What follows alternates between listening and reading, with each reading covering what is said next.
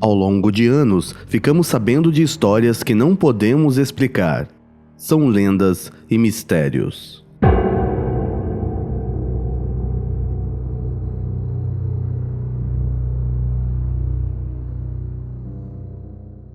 O manuscrito 512.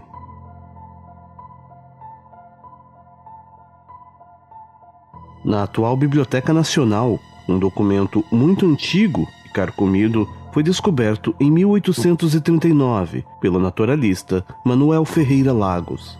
Trata-se do texto hoje conhecido como Manuscrito 512, uma história misteriosa e fantástica pela qual diversos intelectuais dedicaram todos os esforços para tentar solucioná-la. Em uma expedição em busca de minas de prata, os bandeirantes ficaram 10 anos vagando nos sertões da Bahia e fizeram um relato um tanto quanto misterioso nesse tal manuscrito.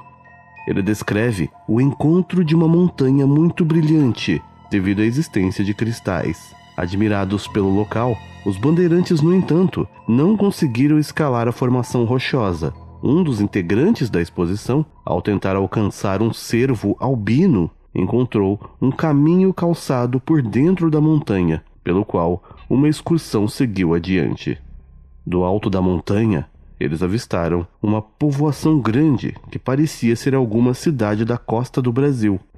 Após certificarem-se de que o local estava despovoado, iniciaram uma exploração. O acesso para tal cidade era feito por um único caminho de pedra. A entrada era formada por 3 arcos de grande altura.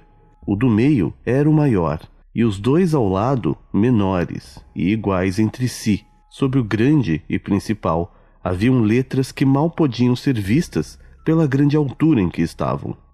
Na cidade, as casas eram feitas com muita regularidade e simetria, algumas totalmente destelhadas. Percorrendo o interior destas habitações, os bandeirantes não encontraram nenhum vestígio de móveis ou qualquer outro objeto. Ao final da rua, se depararam com uma praça regular, que possuía em seu interior uma coluna de pedra preta de grandeza extraordinária, e sobre ela uma estátua de um homem com uma mão na cintura e o braço direito estendido, mostrando com o dedo a direção ao norte. Havia ali uma figura de meio relevo talhada na mesma pedra e despida da cintura para cima, usando uma coroa de louros e com inscrições abaixo de um escudo. Nos lados esquerdo e direito da praça existiam edifícios imensos. O primeiro parecia, segundo os narradores da história, um templo com muitas figuras em relevo nas suas laterais, como cruzes e corvos. Outras partes da povoação jaziam em grande escombro e muita ruína que teria sido causada, talvez, por um terremoto. Próximo à praça descrita, também havia um grande rio. Seguindo por ele, os bandeirantes, após 3 dias, encontraram uma enorme cachoeira. Neste local haviam grutas, muitas cobertas com inscrições. Ainda entre as ruínas foi encontrada uma moeda de ouro muito grande, com a imagem ou figura de um moço posto de joelhos, e da outra parte um arco, uma coroa e uma flecha. Após chegarem na região entre os rios Paraguaçu e Una, os expedicionários enviaram uma carta ao Rio de Janeiro, originando o tal manuscrito. Essas ruínas pareciam não pertencerem ao modelo urbanístico colonial português ou espanhol, que era o comum na época. Ao mesmo tempo que contava uma história muito simples e ingênua, o documento incluiria detalhes estranhos ao universo dos bandeirantes, como as supostas inscrições avistadas. O pesquisador Hermann Cruz e o historiador Pedro Calmon estabeleceram como o autor do manuscrito em questão o bandeirante João da Silva Guimarães. Percorrendo os desconhecidos sertões da Bahia entre 1752 e 1753, ele teria noticiado a descoberta das muito procuradas minas de prata e da tal cidade abandonada.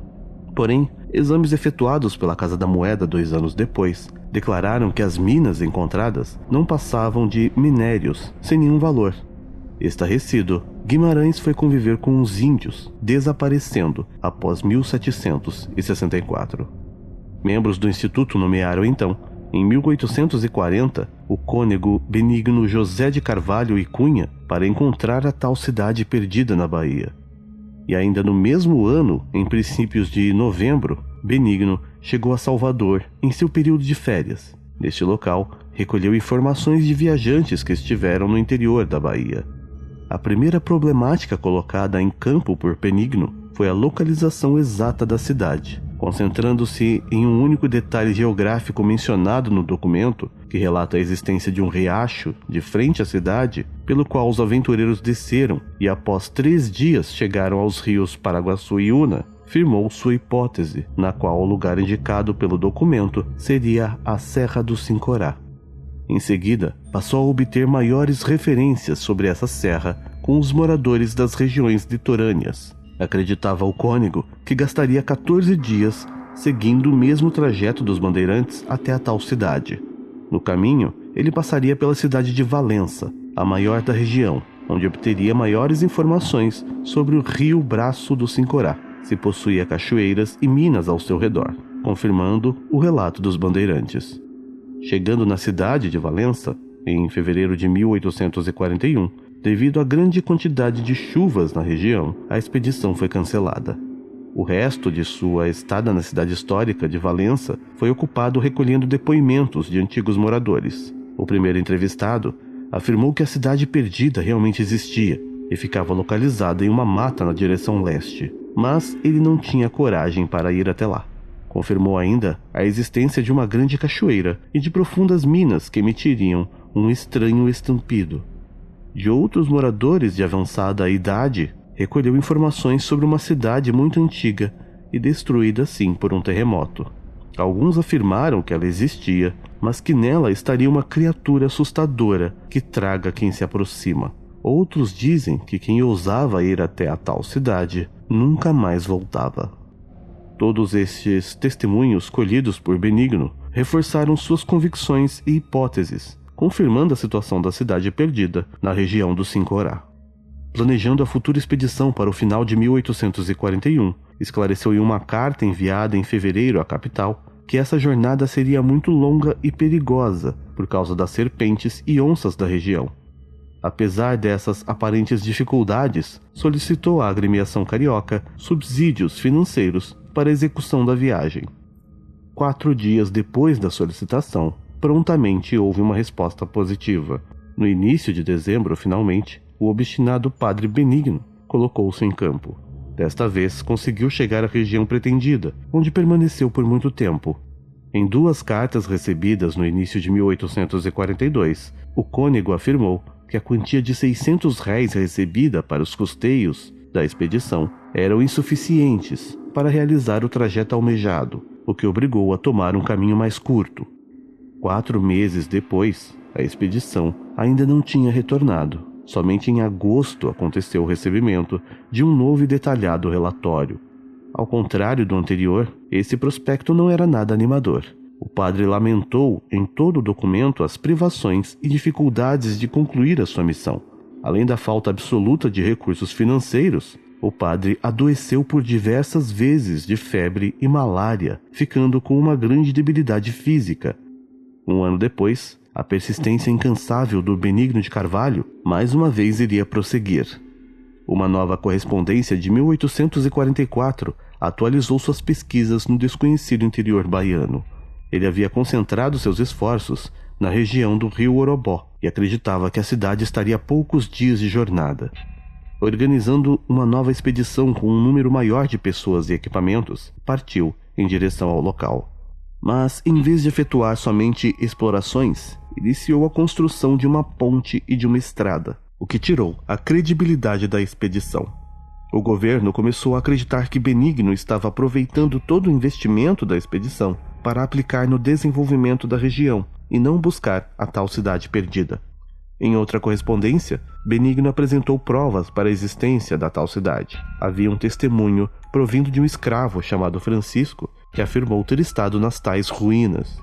O instigante tema da cidade perdida então voltou à tona com a publicação de uma outra carta, em abril de 1845, escrita 4 meses antes para o presidente da Bahia, o tenente Andrea, Ao mesmo tempo, foi um relatório geral de todas as suas expedições, assim como uma espécie de última e desesperada tentativa de credibilidade para o assunto.